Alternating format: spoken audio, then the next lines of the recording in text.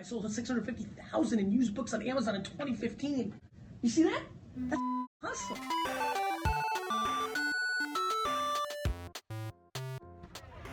What's up, guys? It's your boy Reezy Resells. Just want to give you guys a couple tips about sourcing books at thrift stores. So, first thing you want to do is Google the word thrift store on maps, Google Maps near your area, and find out where all the thrift stores are. Second thing you want to do is just familiarize yourself with your area, drive around. There's going to be thrift stores that don't come up when you Google thrift store, so you want to find them all. You want to look around, you want to ask questions. Okay, so after you find the thrift stores, what do? Obviously, you go there and you scan the books to find some, but don't be discouraged if you don't find anything at a thrift store. The reason being is that there might be another seller that got there before you and got all the books, especially if the place puts books out on a schedule, like they put them out after lunch every day. Once you figure that out, that's when you can get a lot of books. So until you figure it out, I recommend going to every thrift store that you can every single day. And when you go to these thrift stores, do not just be another customer, because they really don't like resellers. So use your smile as much as possible. Be relatable, be social with the workers. Take whatever angle you can. If they have kids and you have kids, bring your kids. If they're Hispanic, throw out some of your Spanish skills that you got, work on it for a little bit. It's not hard to try a little bit harder than all the other sellers, because they basically just come in and are kind of creepy. So don't be creepy, that's number one. And like I said, don't be another customer. You want to be relatable. Maybe you're going to bring them some coffee, or you're going to bring them some donuts, or whatever. Just talk to them, ask them when they put the books out, become friends with them, essentially. You might be amazed to see what happened. They might go as far as, I've had places that would send me text messages when they were going to put the books out.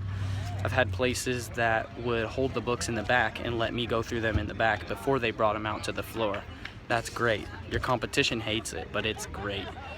So yeah, just be relatable, dig in deeper. Don't just come in on a surface level. You need to get these books, right? So you're going to do whatever you can, and just acting like everyone else is not the way to do it. You need to go above and beyond. And trust me, it's not hard, because most resellers just go in and these stores think you're raping them, essentially. I know they shouldn't feel like that, because you're buying it for the price they're selling it for, but they know you're a reseller and they see your habits. And you know, there's not just book resellers, there's clothing resellers, electronics resellers, whatever. They know who all the resellers are, and they use that information to price the items. So if they see that the books sell really quickly, they're gonna raise the prices.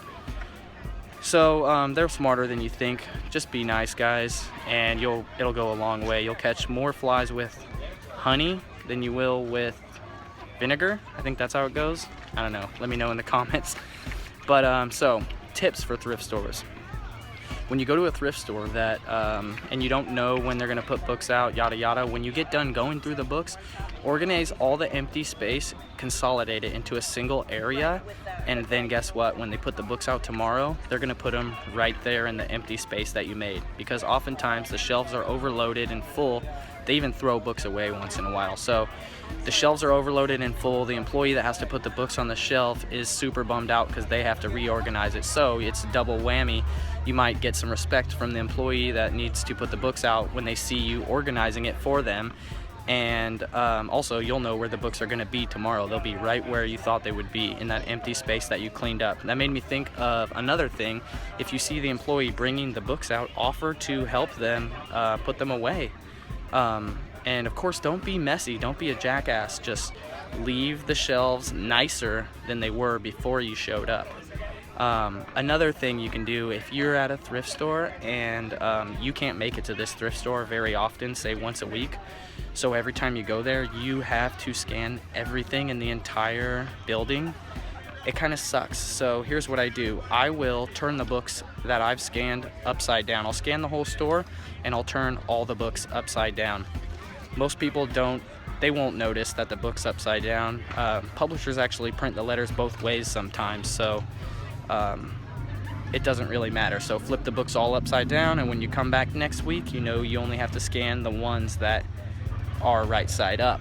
I mean, some customers might have turned some ones over and etc., but that will save you a tremendous amount of time. I have even gone as far as using a grease pencil to walk down the line and mark every single book with a light marking. Usually I'll use a white grease pen. You don't have to do that. That's kind of crazy, advanced, extreme bookseller tactic, and the stores probably don't like that. I actually came up with that idea because a thrift store that I frequent does that to color code the books. So all books from this week get a white line, all books from that week get a blue line, etc. So that's how I came up with that, and it works quite well. Another thing is a lot of stores color code the inventory, so they have red stickers, that was last week, the orange stickers is the week before, and etc, etc. So just make sure you know what kind of systems they have in place. I mean, if you want to pimp this place out, you got to know everything about it. Let's see. I think that's pretty much it, at least that I can come up with off the top of my head right now.